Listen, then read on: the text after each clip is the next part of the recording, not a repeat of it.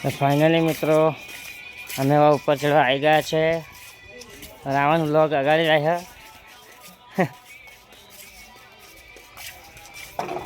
તો જોઈ લો મિત્રો,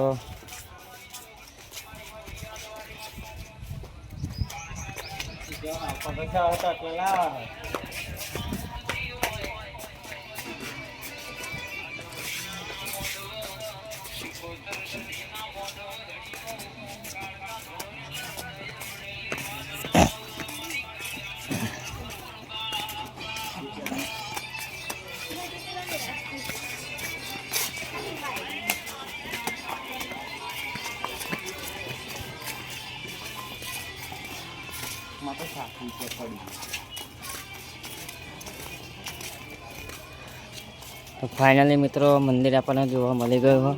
તમે દિગ્દર તળાવ પહોંચવા જાય તો બ્લોગમાં બની રહેજો, મજા આવશે.